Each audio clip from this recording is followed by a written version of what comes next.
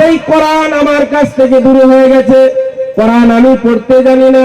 কোরআনের একটা ছোট্ট সূরা ইন্না আতাইনাকাল কাউসার, এই সূরাটা পর্যন্ত আমার মুখস্থ নেই।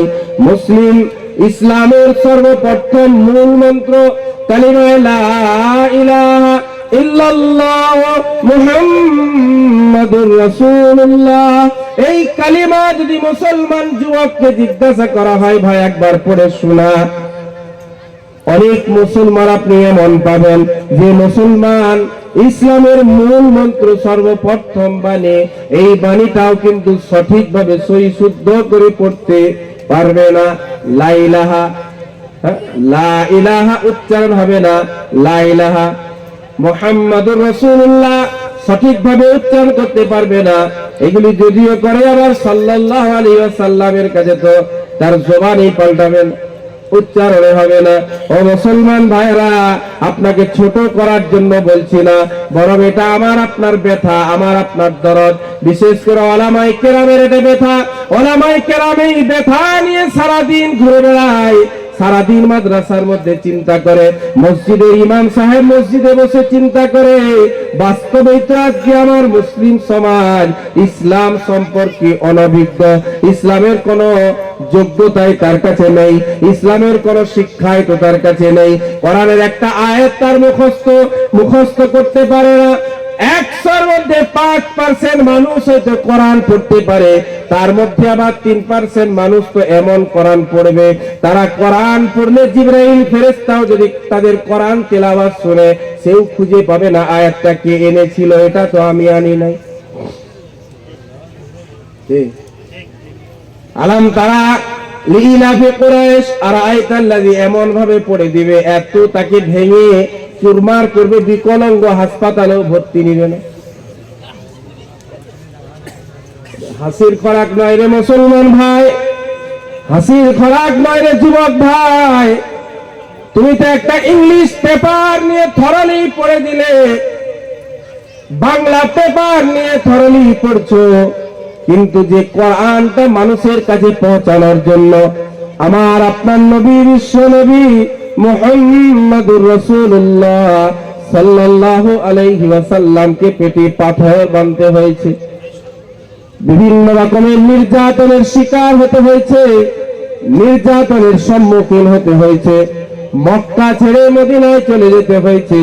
যে গজল আমি পড়ছিলাম বাংলা গজল, তাইফের দুষ্টু ছেলেরা নবীজির শরীর নুরানি বদন, নরম শরীর, যে শরীরের কসম স্বয়ং আল্লাহ খেয়েছেন, যে মাথার চুলের কসম আল্লাহ খেয়েছেন, যে নুরানি চেহারার কসম আল্লাহ নিজে খেয়েছেন, সেই শরীরের মধ্যে তাইফের কাফেরদের ছেলেরা আমার আপনার নবী মুহাম্মদুর রাসূলুল্লাহ সাল্লাল্লাহু আলাইহি ওয়াসাল্লামকে পাগল বলে বলে পাথর নিক্ষেপ করেছে, পাথর ছুড়ে দিয়েছে। আমার নবীর নুরানি বদন, নরম শরীর, পাথরটা ছিদ্র করে নবীজির শরীরের মধ্যে ঢুকে গেছে। নবীজি সাল্লাল্লাহু আলাইহি ওয়াসাল্লাম যখন ওই পাথরটাকে তার জায়গা থেকে হাঁটিয়ে দেন, হিনকি দিয়ে রক্ত বার হয়ে যায়। এতটাই রক্ত বার হয়েছে, চপ্পল মোবারক পর্যন্ত পায়ের সাথে চিটিয়ে গেছে। ঘটনা তো আমাদের কারোর না জানা নয়, না শোনা নয়, সবাই শুনেছি, সবাই জানি, কিন্তু দরদ নেই, ভালোবাসা নেই, মহব্বত নেই। নবীর প্রতি মহব্বত ভালোবাসা সাহাবায়ে কেরামের ছিল, সাহাবায়ে কেরাম নবীজিকে ভালোবেসেছিল, যে কারণে দুইজন সাহাবাকে নবীজি ঠিক করে দিয়েছেন। আজকে আমরা এখানে অবস্থান করেছি রাত্রির অন্ধকারে, ও আমার সাহাবারা, তোমরা দুইজন আমাদের পাহারাদারি করবে, তোমরা দুইজন এখানে চৌকিদার হয়ে দাঁড়িয়ে থাকো, দুশমন যেন আমাদের উপর আক্রমণ করতে না পারে, দুশমন যেন আমাদের কোনো ক্ষতি করতে না পারে। দুইজন সাহাবাকে ডিউটি দিয়েছেন, দুইজন সাহাবা জাগ্রত অবস্থায় আছেন, তারা নিজেদের মধ্যে পরামর্শ করলো, মাশওয়ারা করলো, দুইজনেই যদি এইভাবে জেগে থাকি দুইজনের লস হবে। এক কাজ করো, তুমি ঘুমিয়ে যাও, আমি এখন নামাজ পড়ছি, আমার যখন ঘুম লাগবে তোমাকে উঠাবো, তুমি জেগে থাকবে, আমি ঘুমিয়ে যাব। নামাজ পড়ে রাতটা অতিবাহিত করে দিই, নামাজ পড়ে রাতটা কাটায়। ও মুসলমান ভাইরা আমার, এই বলে একজন সাহাবা নামাজের মধ্যে দাঁড়িয়ে গেছেন। দূর থেকে দুশমন লক্ষ্য করেছে কি যেন একটা কালো দাঁড়িয়ে আছে, বুঝতে পারে নাই কে দাঁড়িয়ে আছে। সে দেখার জন্য, পরীক্ষা করার জন্য একটা তীর নিক্ষেপ করেছে। তীরটা এসে সাহাবার শরীরের মধ্যে বিদ্ধ হয়ে যায়, রক্ত ঝরতে থাকে। আবার কিছুক্ষণ পর দেখে নড়াচড়া করে নাই, তীর শরীরের মধ্যে লেগেছে, নড়াচড়া করে নাই। আর আমাদের একটা পিঁপড়া যদি শরীরের একবারে পায়ের নিচে চলে, একবারে লোকেশন ঠিক করে ওটাকে ধরে ফেলে। কি বলছো? আরে একটা পিপিলিকা যদি আমার পিঠের মধ্যে ঢুকে যায়, একবারে এখান থেকে লোকেশন নিয়ে ওকে ধরে বের করে ফেলবো। নামাজ পড়ছি, এটা আমাদের নামাজ। মুসল্লি নামাজ পড়তে দাঁড়াচ্ছে, নামাজে দাঁড়িয়ে আগে ঘড়িতে কটা পাইলো দেখে নিল, তারপরে সূরা ফাতিহা পড়তে শুরু করছে। হচ্ছে আমাদের নামাজের অবস্থা। ওই সাহাবাও নামাজ পড়ছে, একটা নয় দুটা তীর শরীরের মধ্যে লেগেছে। যখন উনি দেখলেন শরীর থেকে রক্ত বের হয়ে যাচ্ছে, আস্তে আস্তে করে যখন শরীরের রক্তটা শেষ হয়ে যাবে, আমি মৃত্যু মুখে পতিত হব, আমার মৃত্যু হয়ে যেতে পারে, আমি মারা যেতে পারি। ভয় হলো যদি আমি মারা যাই তাহলে আমার নবীর উপর আক্রমণ হয়ে যাবে, মুসলমানদের ক্ষতি হয়ে যাবে। তাই তিনি নামাজটা শেষ করে ওই সাহাবাকে উঠালেন। উনি উঠে অবাক হয়ে গেলেন, পুরো শরীর রক্তে রঞ্জিত হয়ে গেছে। কি হয়েছে ভাই? জানি না, ওই দিক থেকে দুটো তীর এসে আমার শরীরের মধ্যে লেগেছে, তাহলে তুমি নামাজ ছাড়লে না কেন? কি ব্যাপার? নামাজটা ছেড়ে আমাকে জাগাতে, আমাকে তুলে দিতে আমি দেখতাম। ওই সাহাবার উত্তর, ও মুসলমান যুবক ভাইরা, ইংলিশ পেপার পড়তে পেরে আমি তো গর্বিত, আমি গর্ববোধ করে থাকি। ধর্মী বাংলা পড়তে শিখেছি, আমি গর্ববোধ করে থাকি। 4 দিনের নেতা হয়েছি, 10টা মানুষের সমাবেশে 10 মিনিটের বক্তব্য রেখে দিয়েছি। ওটা আবার সারাদিনে হরিহরপুরের যত চায়ের দোকান ছিল বলে বেরিয়েছি। আজকে আমি 10 মিনিট বক্তব্য রেখেছি, গর্ব করে থাকি। কোরআন পড়তে জানে না, কোনো টেনশন নেই। কলমা পড়তে জানে না, কোনো টেনশন নেই। ইসলামের সাথে দূরের কোনো সম্পর্ক নেই, কোনো টেনশন নেই। ওই সাহাবা উত্তরে বললেন, ও ভাই, আমি কোরআনের সূরাতুল কাহাফ তেলাওয়াত করছিলাম, এত মজা লাগছিল, এত স্বাদ পাচ্ছিলাম, তীর আমার শরীরের মধ্যে বিদ্ধ হয়ে গেছে, কিন্তু কোরআন পড়তে এত মজা লাগছিল, আমার কোনো মতেই নামাজটা ছাড়তে মন চাইছিল না। মুসলমান ক্ষতিগ্রস্ত হয়ে যাবে, নবীজির উপর আক্রমণ হতে পারে, এই ভয়, এই আশঙ্কা যদি আমার না থাকতো, তাহলে আমি সারা রাত দাঁড়িয়ে ওইভাবে নামাজ পড়তে থাকতাম। এই ঘটনা তাদের দ্বারা সংঘটিত হয়েছিল, এই আমল তাদের দ্বারা হয়েছিল। তার একমাত্র কারণ হচ্ছে তাদের হৃদয়ের মধ্যে নবীর ভালোবাসা ছিল সর্বোচ্চ। ছেলে নিয়ে, মাতা পিতা, আত্মীয় স্বজন, দুনিয়া, সকলের থেকে, সব থেকে বেশি নবীজিকে তারা ভালোবাসতেন। এই জন্য তাদের দ্বারা এই কাজগুলি করা সম্ভব হয়েছিল। একজন সাহাবা হযরত ওমর ইবনুল খাত্তাব রাদিয়াল্লাহু তাআলা আনহু বলেন, ও নবীজি সাল্লাল্লাহু আলাইহি ওয়াসাল্লাম, আমি একটা মানুষকে প্রত্যেকদিন লক্ষ্য করি, সে নামাজ পড়ে আর আপনার নসিহত না শুনে ঘরে চলে যায়। নামাজের পর যে আপনি নসিহত করেন, সেই নসিহত কিন্তু একদিনের জন্য সে শুনে না। আমি ওমর, আমার মনে হচ্ছে লোকটা মুনাফিক হয়ে গেছে, আমার মনে হচ্ছে লোকটা মুনাফিক হয়ে গেছে। আপনি যে এত সুন্দর আলোচনা করেন, এত সুন্দর বক্তব্য রাখেন, জান্নাত আর জাহান্নামের কথা বলেন, আমি দেখছি ওই লোকটা একদিনের জন্য আপনার কথা শ্রবণ করে না। নবীজি সাল্লাল্লাহু আলাইহি ওয়াসাল্লাম বললেন, ওমর, মন্তব্য করে লাভ নেই, আগে তার বাড়িতে গিয়ে খোঁজ নাও তার কি অবস্থা। নবীজি সাল্লাল্লাহু আলাইহি ওয়াসাল্লাম কয়েকজন সাহাবীকে নিয়ে তার বাড়িতে গেলেন। যাওয়ার পরে বাইরে থেকে আওয়াজ দিলেন, আব্দুল্লাহ, ওই সাহাবার নাম নিয়ে আওয়াজ দিলেন, বাইরে এসো। সেই বাইরে আসে না। দ্বিতীয়বার নবীজি আওয়াজ দিলেন, সে বাইরে আসে না। তিনবার নবীজি সাল্লাল্লাহু আলাইহি ওয়াসাল্লাম আওয়াজ দিলেন। ওই সাহাবা মনে করলেন আমি যদি বাইরে না বেরোই তাহলে নবীজি সাল্লাল্লাহু আলাইহি ওয়াসাল্লাম বারংবার আমাকে ডাকছেন, নবীর সাথে বেয়াদবি হলে আমার দুনিয়া আখিরাত সব ধ্বংস হয়ে যাবে, বরবাদ হয়ে যাবে। তাই তিনি নিরুপায় হয়ে ঘরের বাইরে বেরিয়ে এলেন। নবীজি সাল্লাল্লাহু আলাইহি ওয়াসাল্লামকে বললেন, ওগো নবীজি সাল্লাল্লাহু আলাইহি ওয়াসাল্লাম, আপনি আমার বাড়ি এই অসময়ে কেন এসেছেন? কি ব্যাপার আমি জানতে চাই, একটু বলবেন? নবীজি সাল্লাল্লাহু আলাইহি ওয়াসাল্লাম বলেন, একজন সাহাবা তোমার ব্যাপারে অভিযোগ এনেছে, তুমি নাকি কোনদিনের জন্য আমার কথা না শুনে নামাজের সালাম ফিরালে নামাজ শেষ হলেই তুমি নাকি বাড়িতে ফিরে এসো। এটার কারণ আমি মুহাম্মদুর রাসূলুল্লাহ জানতে এসেছি। ওই সাহাবী বলে, ইয়া রাসূলুল্লাহ সাল্লাল্লাহু আলাইহি ওয়াসাল্লাম, আমার বাড়িতে শুধুমাত্র একটা এমন পরনের পোশাক আছে যে পোশাকটা পরলে পুরো শরীরটা, পুরো সতরটা আবৃত করা যায়। বাড়িতে আমার পোশাক নেই, অতিরিক্ত পোশাক নেই, একটি মাত্র পোশাক আছে যে পোশাকটায় পুরো শরীরটা আবৃত করা যায়। আমি যখন মসজিদে নামাজ পড়তে চলে যাই তখন আমার বিবি ঘরের কোন এক কোণে চুপচাপ বসে থাকে।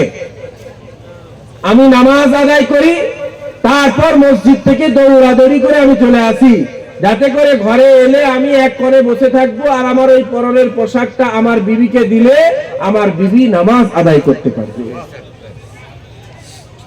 এই জন্য আমি আপনার কথা শুনতে পাই না, আমি অবসর পাই না, সময় পাই না, নিরুপায় আমি।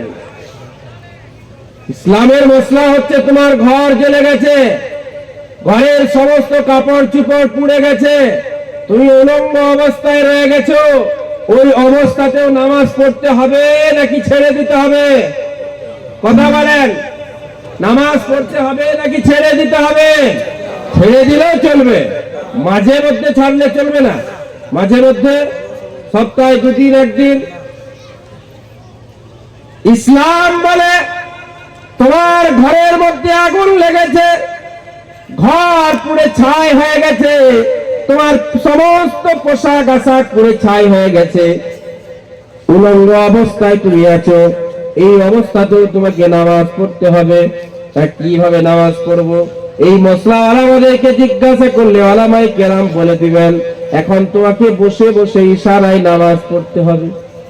উলঙ্গ অবস্থায় রুকু করলে যেহেতু খারাপ লাগবে, সাজদা করলে যেহেতু খারাপ লাগবে, এজন্য ইসলাম নিষিদ্ধ করে দিয়েছে এখন আর রুকু সাজদা করা যাবে না, বরং রুকুটাও হবে ইশারায় আর সাজদাও হবে ইশারায়। কিন্তু নামাজ ছাড়া যাবে না, নামাজটা পড়তেই হবে।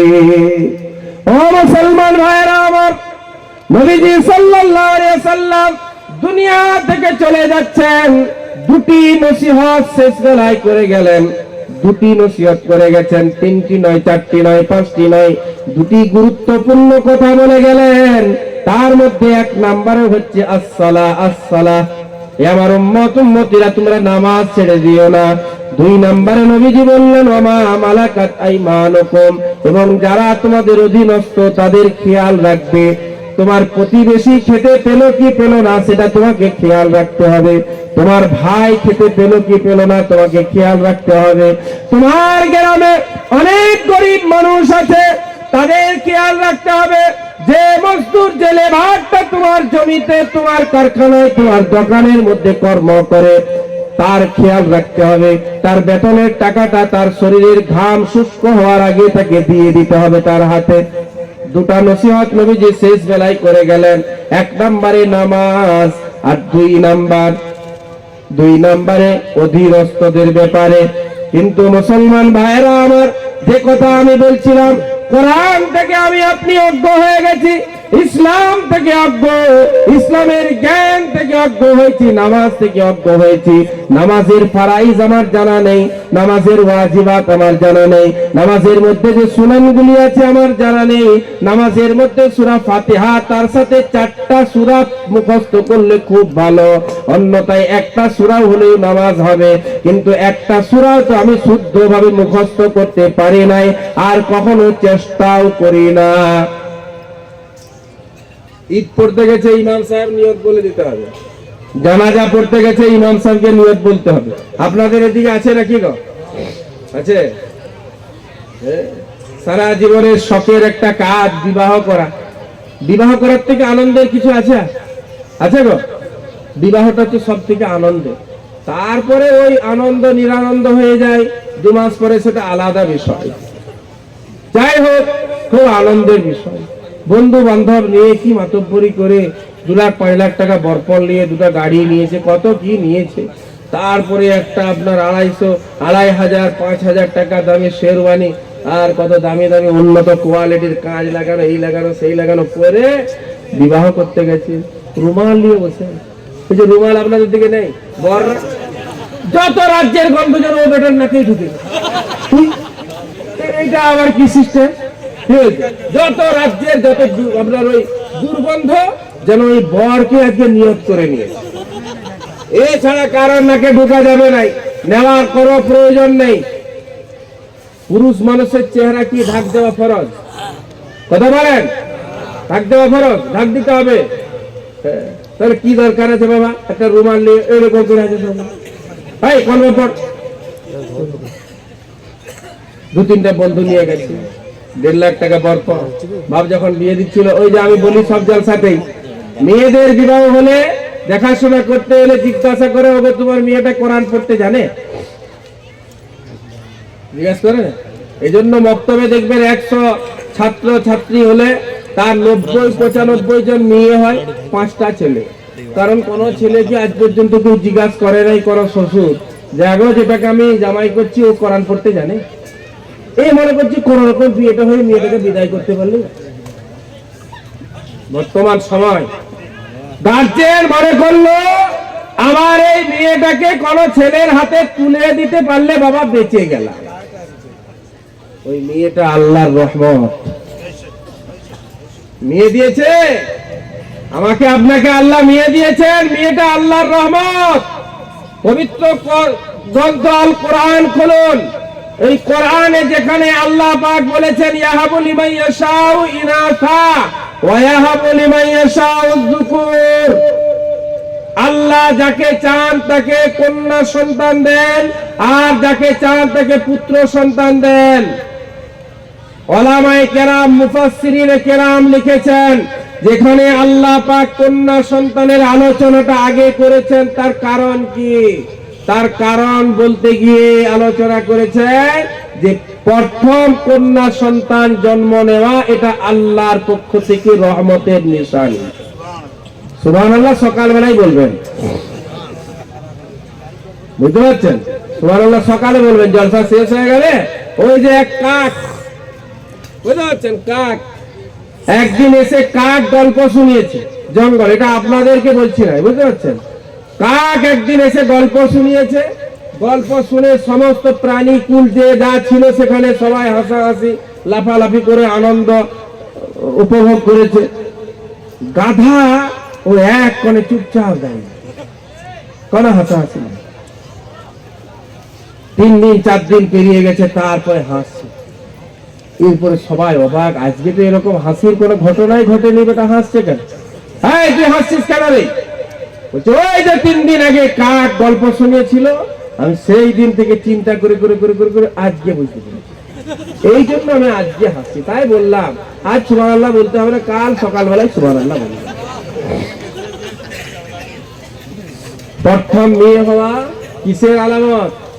রহমত। জোরে বলেন, আল্লাহর রহমত প্রথমে আমার ঘরে এসেছে। যে বান্দাকে আল্লাহ বেশি ভালোবাসেন তাকে প্রথম কন্যা সন্তান দান করেন, বলেন সুবহানাল্লাহ। নবীজি বলেন যার 3 জন কন্যা সন্তান সে জান্নাতে আমার পাশে থাকবে। একজন সাহাবা জিজ্ঞাসা করলেন, ওগো আল্লাহর নবী যার 2 জন, বলে সেও থাকবে।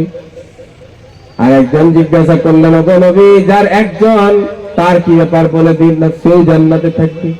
একজন কন্যা সন্তান হলো নবীজি সেই গার্জেনের জন্য বলেছেন ওই কন্যা সন্তানের কারণে আল্লাহ পাক তার আব্বা জানকে জান্নাত দান করবেন, বলেন সুবহানাল্লাহ। 18টা পুত্র সন্তানের পিতা।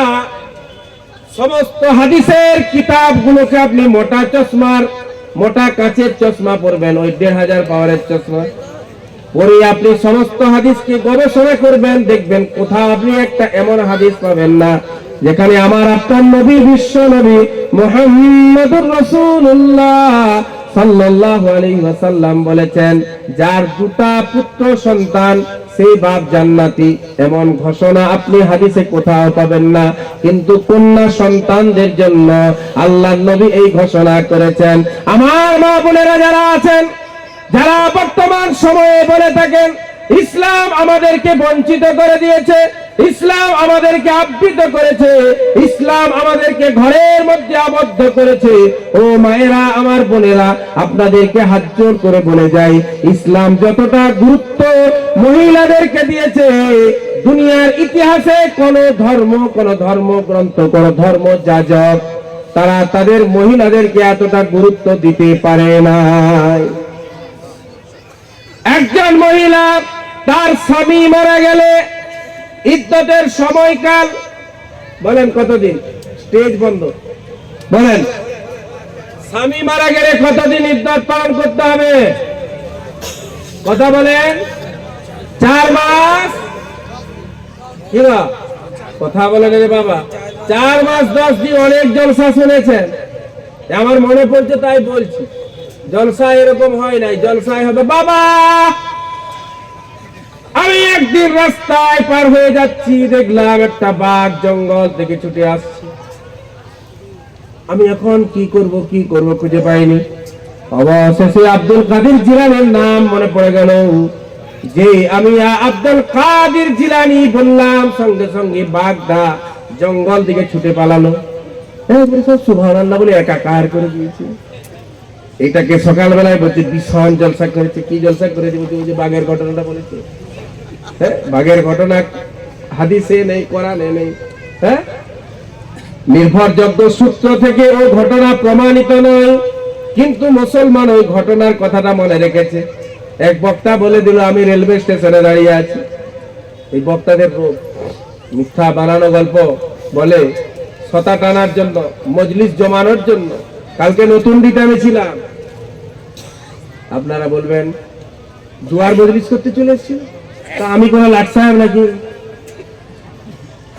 এই যে অনেক মানুষের ধারণা দেখবেন, ওই যে মুফতি হাফিজুর রহমান বাঁকুড়া, আমার মেদিনীপুরে ঘর নয়, বাঁকুড়ায় ঘর।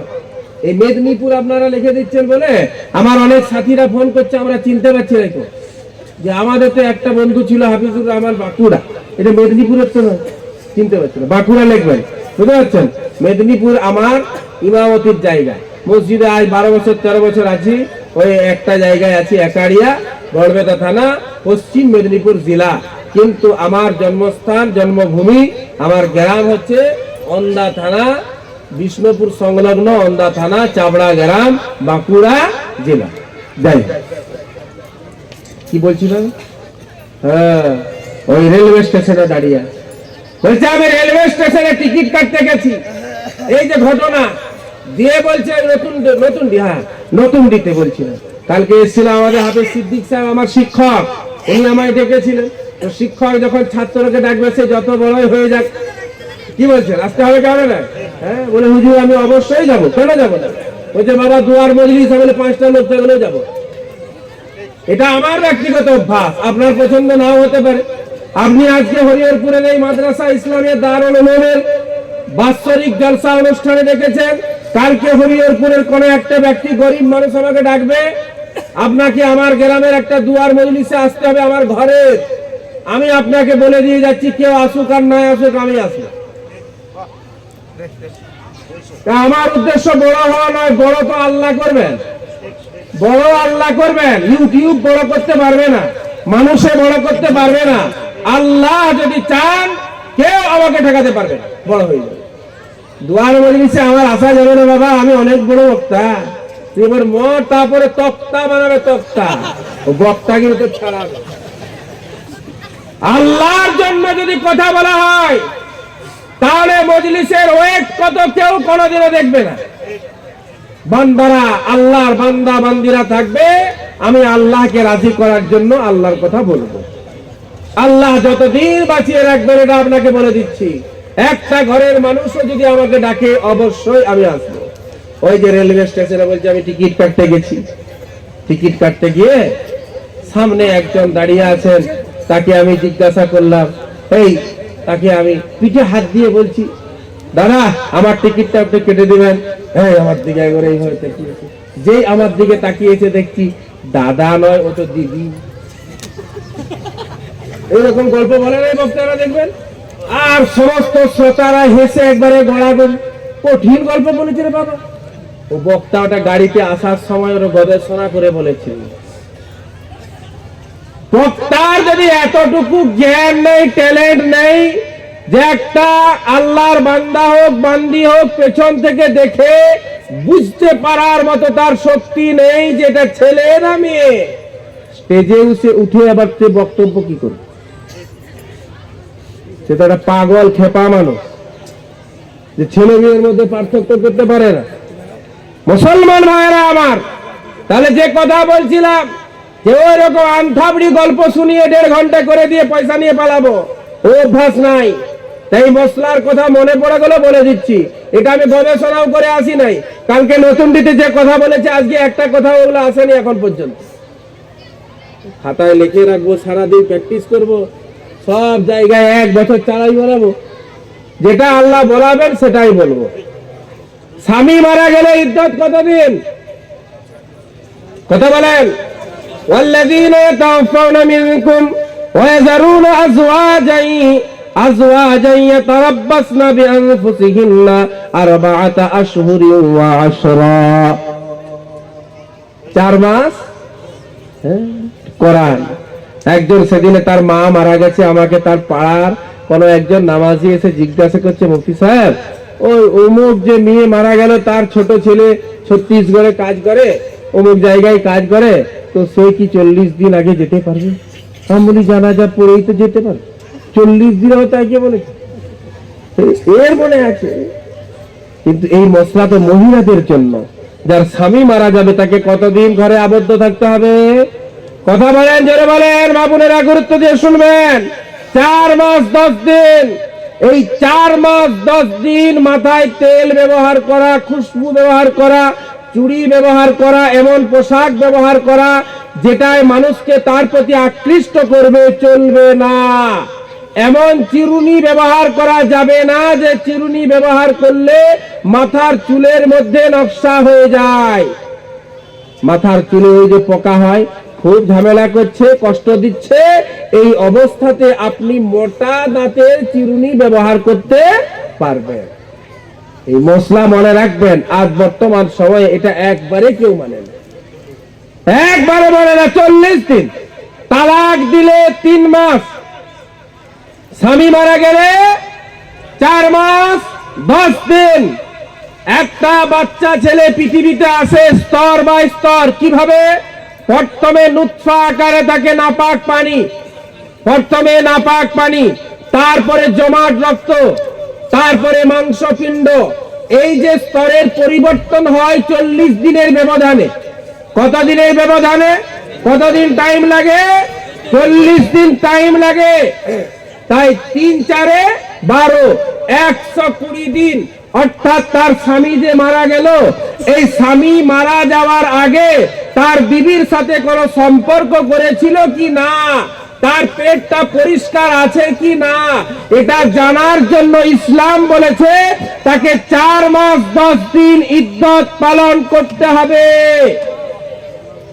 4 মাস 10 দিন ইদ্দত পালন করতে হবে। 10 দিন এক্সট্রা বলা হয়েছে যাতে করে ভালোভাবে জেনে নেওয়া হয়। 10 দিন যখন এক্সট্রা সে অপেক্ষা করবে, তার পেটের মধ্যে একটা এমন আলামত প্রকাশিত হয়ে যাবে যেটা দেখে বুঝতে পারা যাবে এর পেটের মধ্যে বাচ্চা আছে। মা বোনেরা যারা শুনেছেন ইনশাআল্লাহ আমল করব। ভাইয়েরা যারা শুনলেন এই একটা মশলা মনে রাখবেন, কাল কিয়ামতের দিনে এই মশলাটাই নাজাতের কারণ হবে ইনশাআল্লাহ।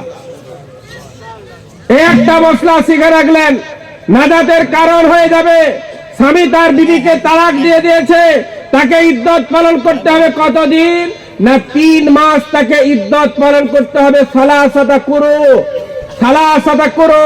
তার শরীর খারাপ হওয়ার 3টা সময় অতিবাহিত হতে হবে। তিনটা সময়, এই তিনটা সময় 3 মাসেও আসতে পারে, আবার 4 মাসও লাগতে পারে, 4 মাসও লাগতে পারে। তাই এটা আমাকে আপনাকে মনে রাখতে হবে। মা বোনেরা, যে কথা বলছিলাম, ইসলাম ধর্ম মহিলাদেরকে যে সম্মান দিয়েছে, এই সম্মান পৃথিবীর অন্য কোন ধর্ম মহিলাদেরকে দিতে পারে নাই।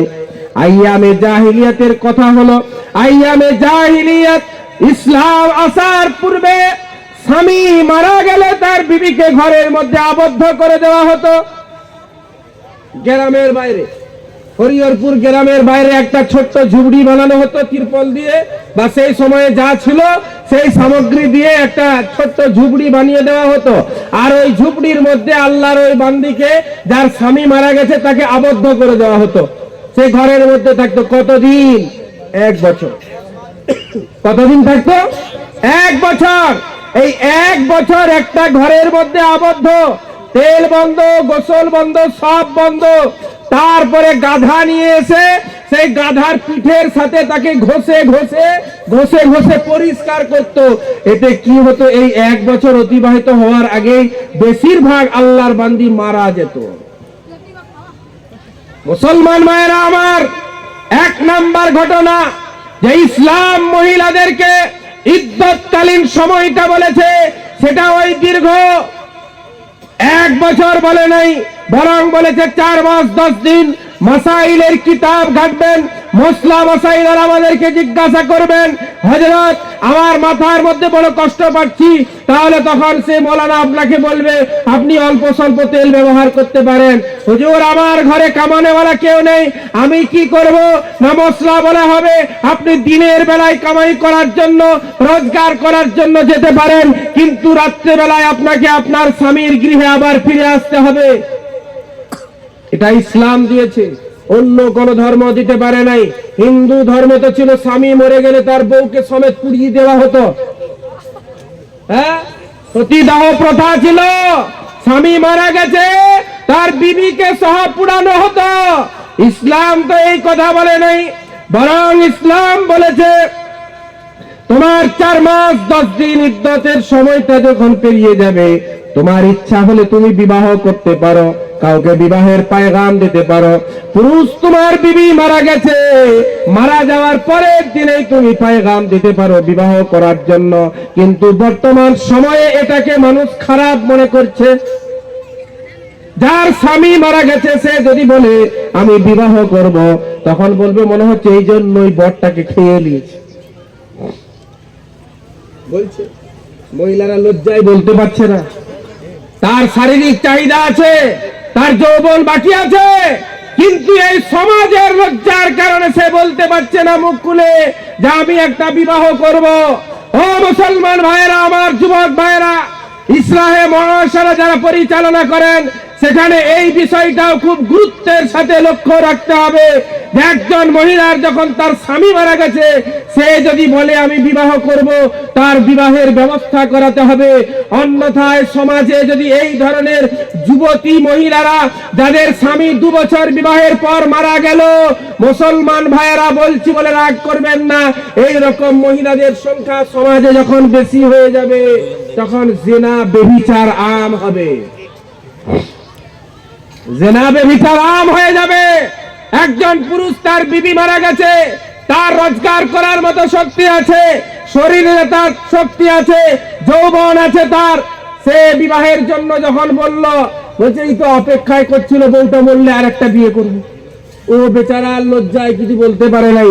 একজন সাহাবী বলেন, আমার বিবি যদি মারা যায়, মালাকুল মউত এসে আমাকে জানিয়ে দেয়, হে আল্লাহর বান্দা তোমার মউত হবে আসরের সময়, আর আমার বিবি